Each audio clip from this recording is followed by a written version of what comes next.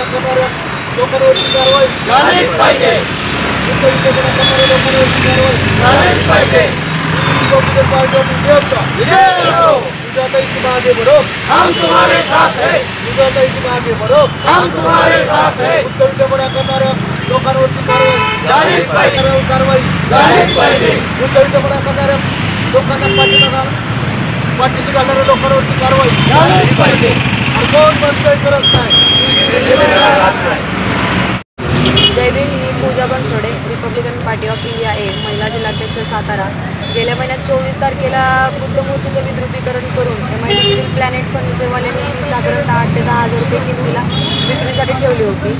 तर त्या विद्रुपीकरणामुळे बुद्ध मूर्तीची विटंबना झाली आहे आणि संबंधित दलित समाजाच्या भावना दुखवल्या गेलेल्या आहेत. तर माझी अशी मागणी होती की त्यांच्यावरती गुन्हा दाखल करावा. त्या संदर्भात आम्ही शहर पोलीस स्टेशनला निवेदनं दिली. 2 निवेदनं देऊनही त्यांच्यावरती गुन्हा दाखल झाला नाही. तर माझं असं मत आहे की कोणाच्या वर्धहस्ताने हा गुन्हा दाखल करायचा थांबवला आहे. तसेच संबंधित अधिकाऱ्याची गुन्हा दाखल का नाही केला याची चौकशी करून संबंधित अधिकाऱ्याला निलंबित करावे आणि या प्रकरणाशी जे कोणी मध्यस्थी असतील त्या सर्वांची चौकशी करून त्यांच्यावरती कठोर कारवाई करावी.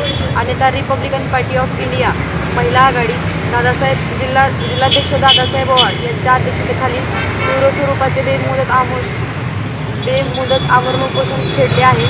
जोपर्यंत न्याय मिळत नाही तोपर्यंत हे उपोषण असेच चालू राहणार आहे. आम्हाला तोंडी नको, आम्हाला लेखी उत्तर पाहिजे. एवढे बोलून थांबते.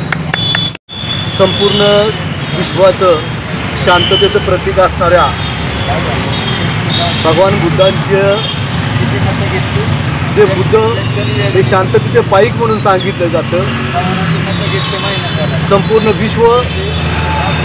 संपूर्ण विश्व हे भारताकडे बुद्धाचा देश म्हणून पाय करून सुद्धा झोपत नाही.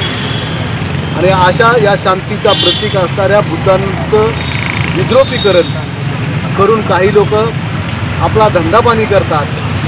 आणि हे धंदापाणी करण्याने याचा अर्थ एक प्रकारची बुद्धांचं विद्रुपीकरण करणं म्हणजे एक विटंबना आहे. आणि बुद्धांची विटंबना म्हणजे एका धर्माची विटंबना आहे. आणि हे धार्मिक विटंबना करणाऱ्यांवरती 292 खाली धार्मिक भावना दुखवण्याच्या कलमाखाली गुन्हा दाखल होणं गरजेचं होतं. आमच्या कार्यकर्त्यांनी 1 महिन्यापूर्वी त्याबाबत संबंधितांना लेखी मागणी केली होती. तरीसुद्धा त्यांच्यावरती कुठल्याही पद्धतीची कारवाई करण्यात आलेली नाही. त्यानंतर पोलिसांवरती कुठला तरी दबाव आहे का? पोलीस कुणाच्या तरी दबावाखाली कारवाई करतोय का पोलीस गप्प बसण्याची भूमिका घेते? हे चुकीचं आहे. एकंदरच जर आपण या देशाला बाहेर जगामध्ये बुद्धांचा देश म्हणून ओळखलं जातं आणि जर या बुद्धांची विद्रोपीकरण आणि विटंबना जर आपल्याच देशामध्ये होत असेल तर हा खरोखरच काळिंबा फासण्याची गोष्ट आहे. येणाऱ्या काळामध्ये या बुद्धांचे विद्रोपीकरण थांबवावी यासाठी आम्हाला राज्यव्यापी आंदोलन करावं लागलं तरी चालेल. कारण आम्हाला बुद्ध पाहिजे, या दिवसात शांती पाहिजे, ना की अहिंसा. म्हणून बुद्धांना एक अहिंसेचं प्रतीक म्हणून जर कोणी सांगणार असेल तर त्याचा आम्ही तीव्र निषेध करू. वेळप्रसंगी हातात काट्या लाट्या घेऊन अशा नालायकांचे डोके फोडल्याशिवाय आम्ही राहणार नाही. कारण बुद्ध हे आमचं जगण्याचं प्रतीक झालेलं आहे. आणि त्यामुळं बुद्धाची विटंबना करणाऱ्या त्या नालायकांवरती लवकरात लवकर पोलीस प्रशासनाने कारवाई करावी या मागणीसाठी हे उपोषण चालू आहे. हे उपोषण आता फक्त जिल्ह्यात चालू आहे. आता उद्याच्या काळामध्ये प्रत्येक आमच्या तालुक्याचे पदाधिकारी प्रत्येक तहसीलदार कचेरी आणि प्रांतांना निवेदन देतील.